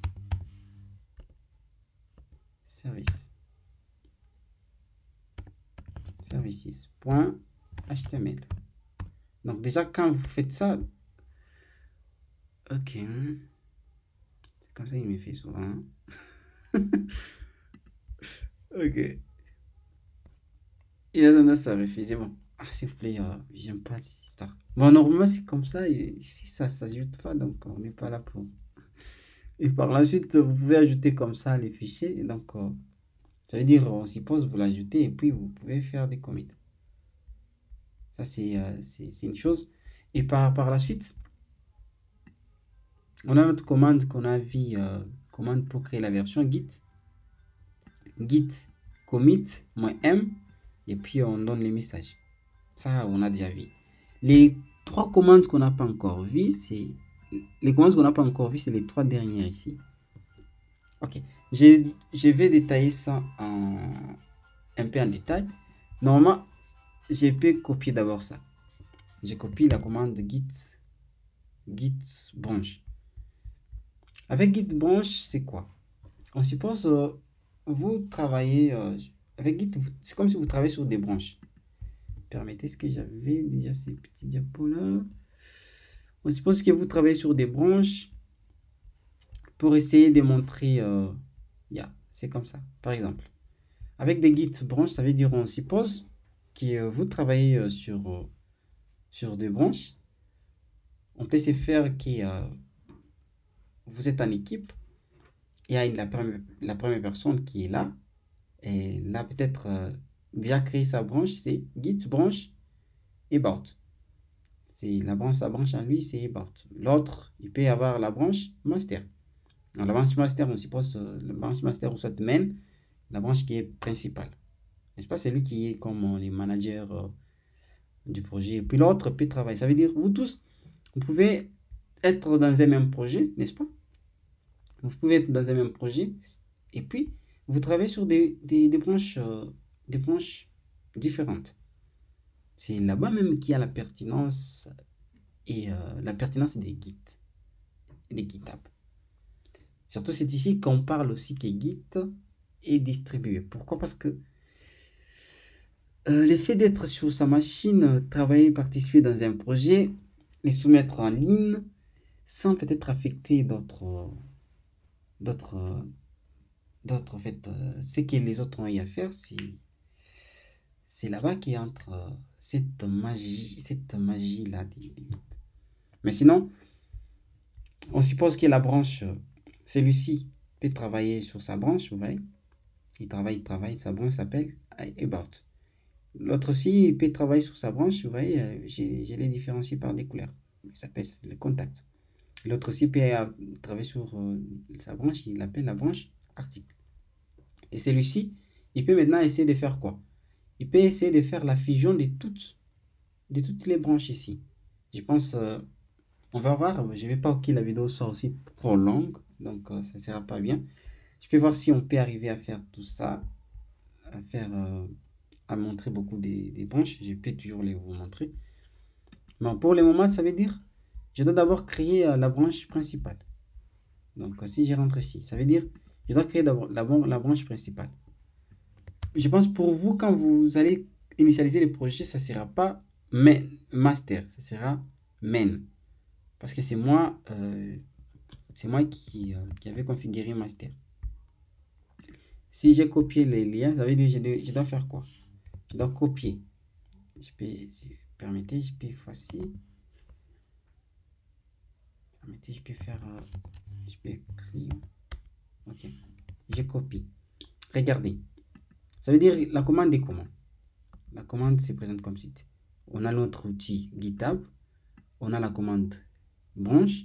La commande branche prend quoi? -m. -m majuscule. C'est plus comme message au niveau des commits. Mais ici, Moins M ici signifie main, principal, en français. Or, quelle est la branche principale? Pour moi, c'est master. Je peux changer. Je mets, au lieu de master, je mets main. Vous voyez? Donc, ça dépend.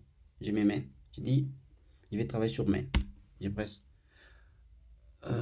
Enter, ça donne pas. C'est quoi?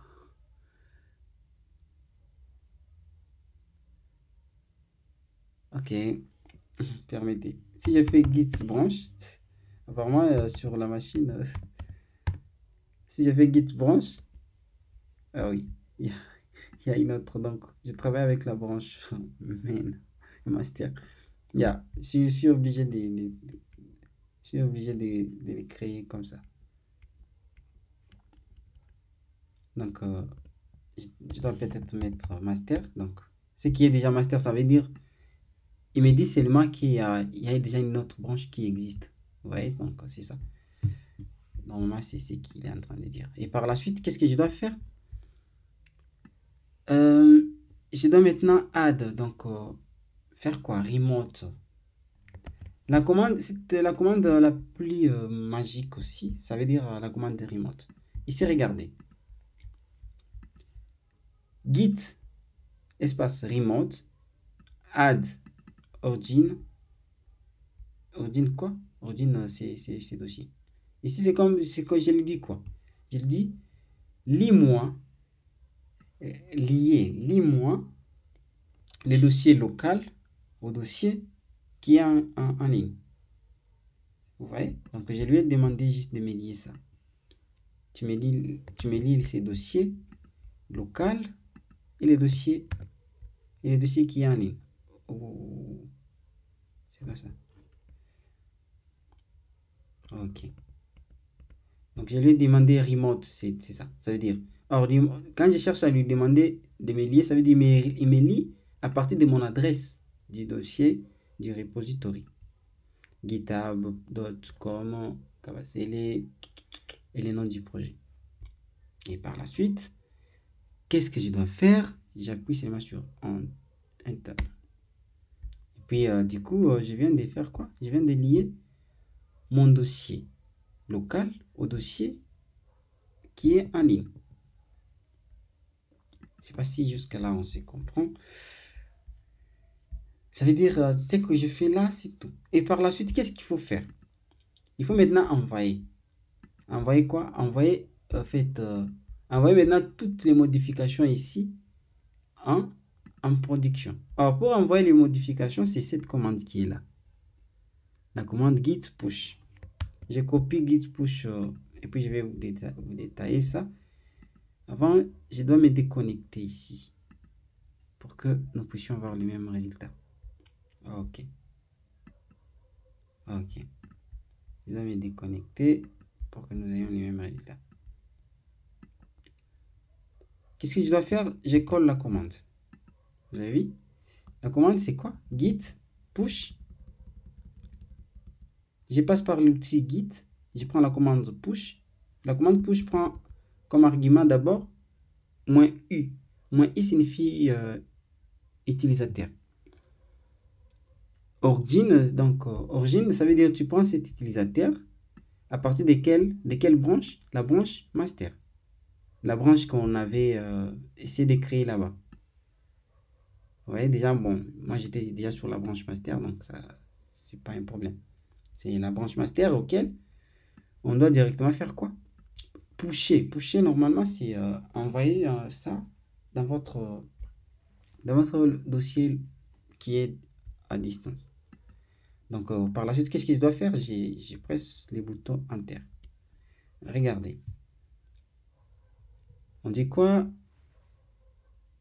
Username, password valide. Ok. Qu'est-ce qu'elle me veut? Alors déjà, à ce niveau, il fallait qu'il me donne un message. C'est pour cela que je me suis déconnecté. Sinon, ça devrait pusher. J'ai changé d'abord. Ok. J'ai enlevé le username. Maintenant, ici, c'est quoi? Il me demande d'accepter, au fait, de terminer. Il va vous rediriger vers votre navigateur. Or, les navigateurs, par défaut, mettez un navigateur qui est par défaut ou contient votre où contient votre compte GitHub. Ou soit vous pouvez seulement modifier et ceci, c'est là. Donc aussi, les navigateurs par défaut, pour moi, c'est Chrome. Vous pouvez, si vous avez déjà lancé GitHub ou soit mis GitHub dans votre navigateur Safari ou Chrome, ça dépend. Là où ça va ouvrir, essayez de faire la même chose. Donc, qu'est-ce que je dois dire? Ça va, merci. Et puis, oups, vous allez voir, et puis il termine. Des fois, ça peut ne pas terminer. Des fois, c'est quoi? Vous pouvez vous appuyer ici. Vous pouvez vous appuyer ici et que vous ne trouvez pas votre compte. N'est-ce pas? Si vous ne trouvez pas votre compte, regardez par exemple. Surtout avec, surtout avec Git, c'est quoi? Avec Visual Studio Code, ça fait toujours ça. Je me déconnecte, n'est-ce pas? Ok, je me déconnecte. Normalement, si vous cherchez, vous pouvez appuyer seulement ici. Signing to, c'est là-bas. Oh, c'est pas ça. Il est déconnecté encore. Ok. C'est change, hein? Attendez. Ah, ok, c'est ça. C'est ce que je cherche. Si vous voyez, des fois, vous pouvez voir, si vous cherchez à changer la configuration, vous pouvez venir seulement là-bas, vous appuyez Turn on Cloud, et puis vous venez vous connecter soit avec Git.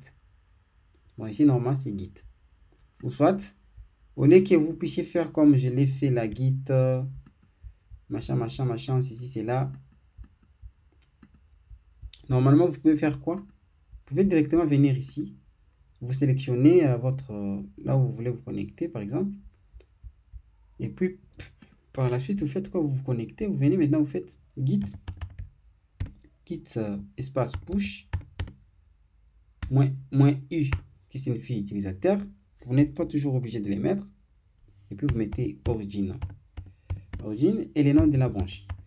Si pour vous c'est main, vous mettez la branche main. N'est-ce pas? Alors déjà, quand vous regardez, j'ai déjà un bon message qui dit, je viens d'envoyer mes fichiers sur les projets. Avec en tapant seulement ce que j'ai à taper là. C'est tout ce qu'il a montré.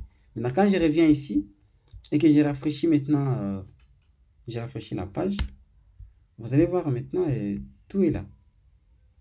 C'est-à-dire tout ce qu'on a à mettre sont là. Ça, c'est une façon de faire.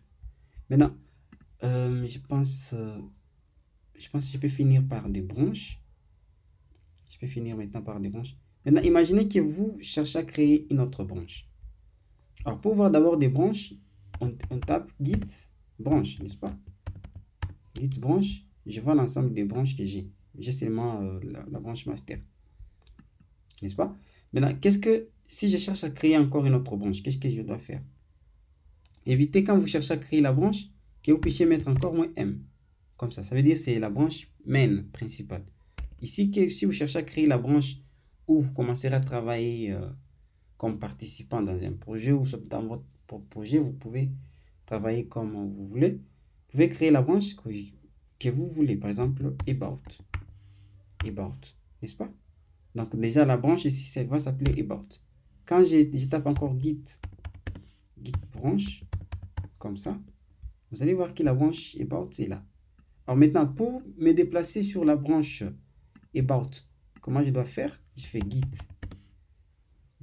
checkout. C'est le même checkout qu'on a utilisé là. Checkout. Checkout de quoi? Le nom de la branche. About. Donc déjà, il vous dit, vous venez de vous déplacer sur la branche checkout. Pour vérifier ça, il faut faire git branche. Et vous verrez que je suis sur la branche about. Maintenant, ici, c'est quoi? Tout ce que je commencerai à faire seront directement pris en compte dans les branches about. Regardez. J'entre ici dans mon répertoire about. Je dis quoi? Je dis par exemple, crée-moi un HTML. Et puis appelle ça comme about. j'ai besoin maintenant de faire quoi? J'ai besoin par exemple de prendre, de lier des photos. Dans mon e-board, j'aurais besoin des photos. Par exemple, image. Image. Je dois faire quoi? Image. Je vais prendre image.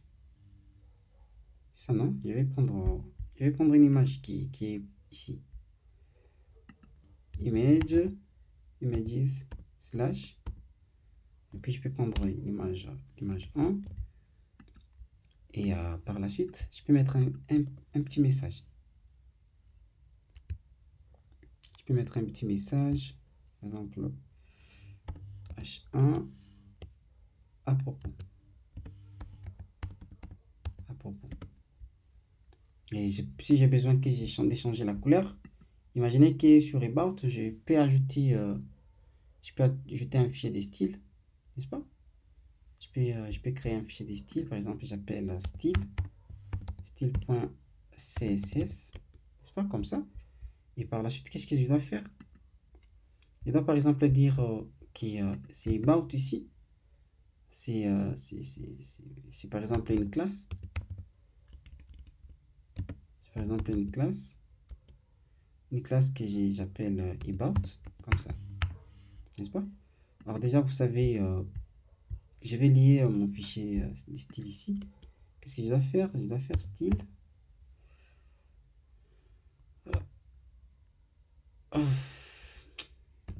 Meta. J'ai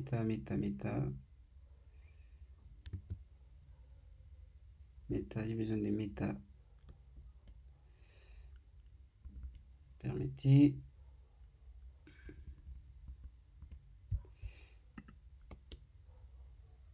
CSS.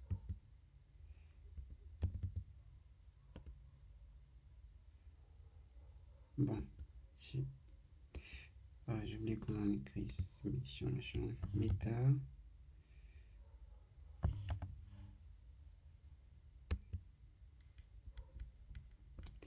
J'ai besoin de meta.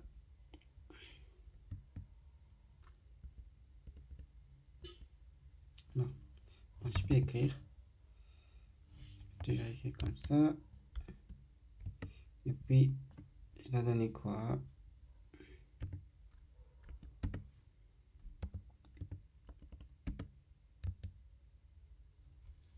Style. Qu'est-ce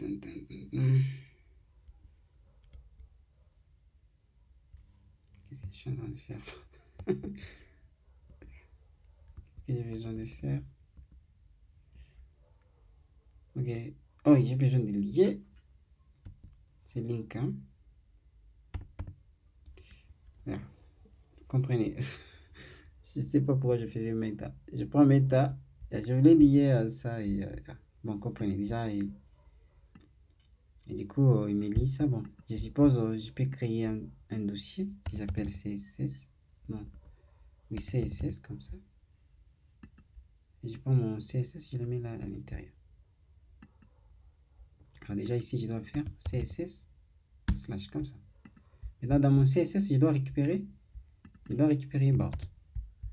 Pour récupérer about, donc j'entre ici à l'intérieur. Qu'est-ce que je dois faire? J'ai fait point, parce que pour accéder à un fichier des classes, on met un point. Qu'est-ce que je dois faire? Je dois peut-être changer les tests, la couleur. Je peux dire color égale à quoi? Je peux prendre bleu. Je peux prendre blue. Je peux prendre blue, comme ça. Alors déjà,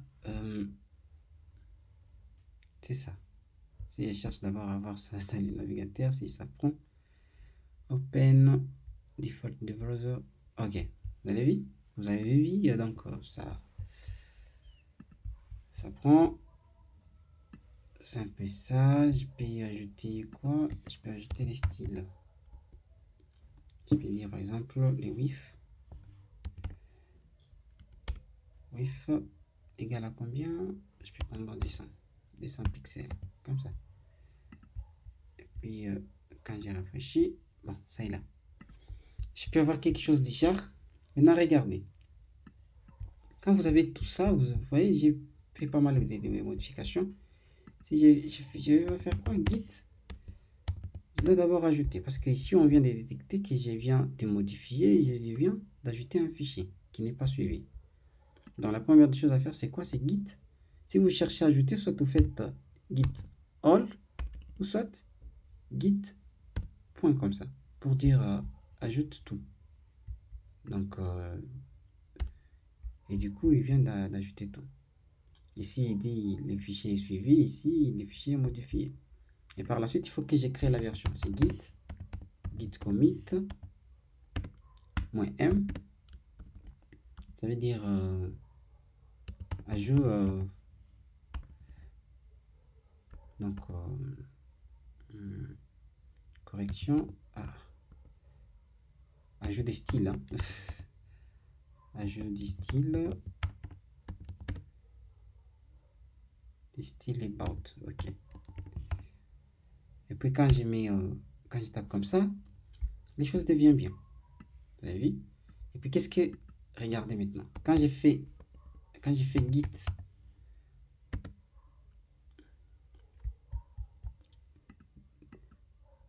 maintenant ok, regardez, ça je l'ai fait quand vous regardez ça, j'ai fait git branch, désolé, git branch comme ça. Je suis sur mon git about. Et si je suis sur la branche about, n'est-ce pas? Maintenant, ici, qu'est-ce que je dois faire? Il y a des possibilités à faire. Soit, regardez, si j'ai fait git branch et que je vais envoyer la modification de ces branches ici en ligne, qu'est-ce que je dois faire? Regardez, je fais git push origin. Quelle est l'origine? L'origine, c'est la branche about. Origine about. Vous voyez? Quand c'était master, c'était l'origine master. Donc, git push origin about. Et puis, je presse enter. Qu'est-ce qu'il y a? Je suis pas connecté, quoi. Mais je suis connecté, c'est quoi? On dit quoi? Authentication. Invalide username. Ah, ok. Apparemment, il refuse que je push. C'est quoi?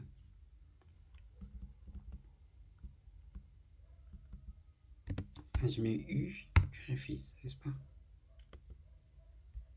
Yeah. Il me demande donc, il fallait que je m'authentifie encore. Je m'étais déconnecté, c'était ça. Et puis, vous voyez, donc, on me dit, je viens d'envoyer ma branche. Je viens d'envoyer, vous faites les modifications de tout ce que j'ai fait là. Quand je reviens là-bas et que j'ai rafraîchi la page, oups, il vient de détecter. Du coup, ici, il me dit un pull request. Les pull requests.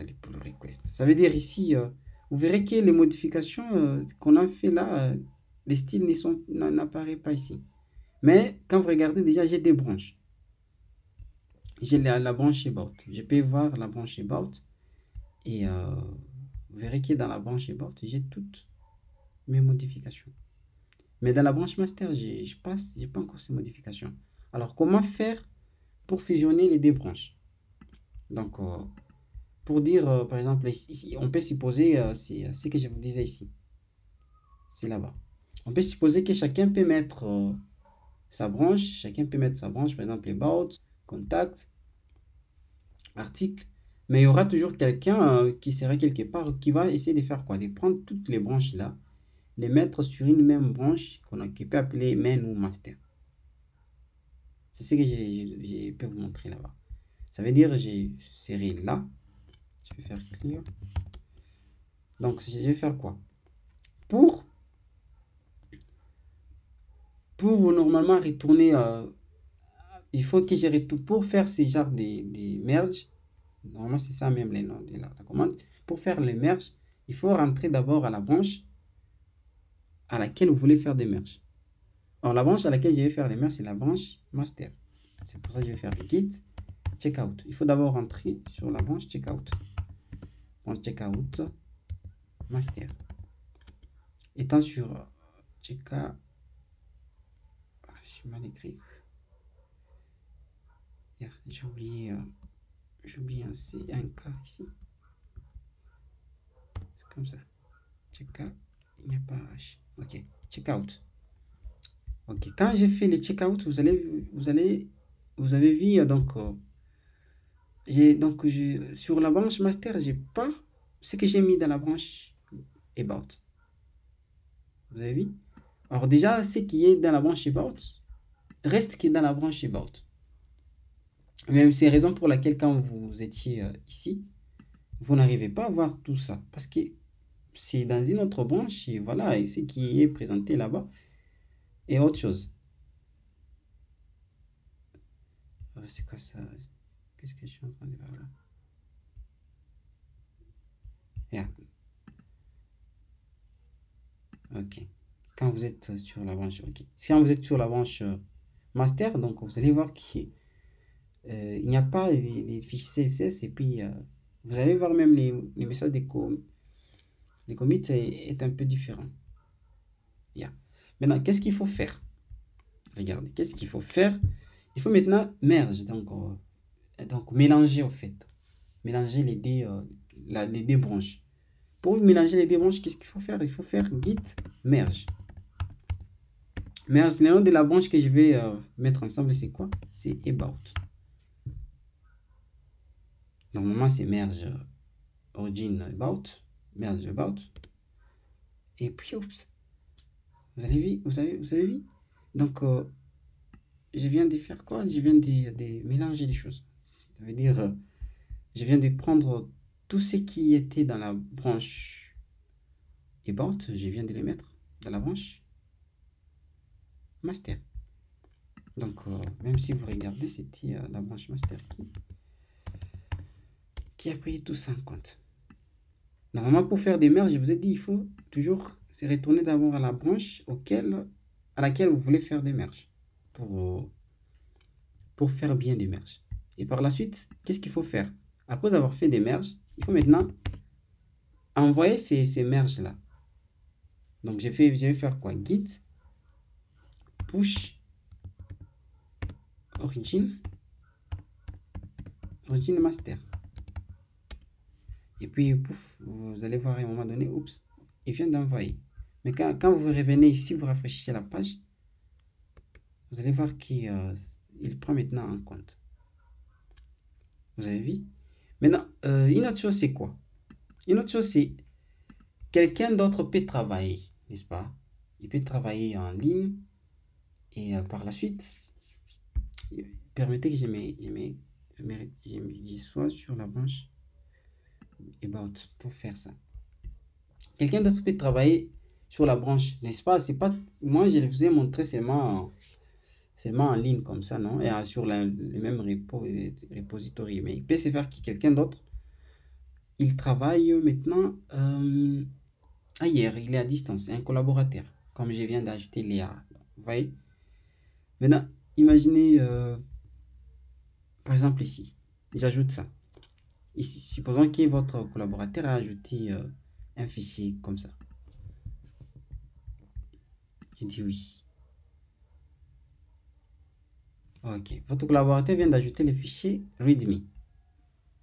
Votre collaborateur a ajouté ce fichier readme.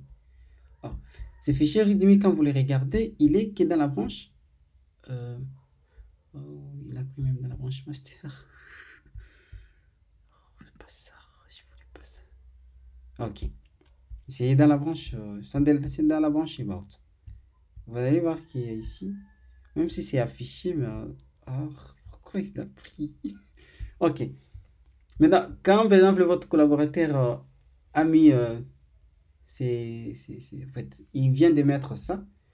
Vous voyez maintenant que c'est ça, il faut faire les pull requests maintenant. Mais les pull requests, on les fait, je ne vais pas les faire ici directement, mais je vais les faire dans ma console, dans mon terminal. Qu'est-ce que tu dois faire? Pour récupérer les modifications, normalement, pour récupérer les modifications qui viennent ailleurs, on tape la commande qu'on appelle git pull. Comme ça, seulement comme ça. Parce que push, on envoie, pull, on récupère les modifications. Permettez, c'est pull origin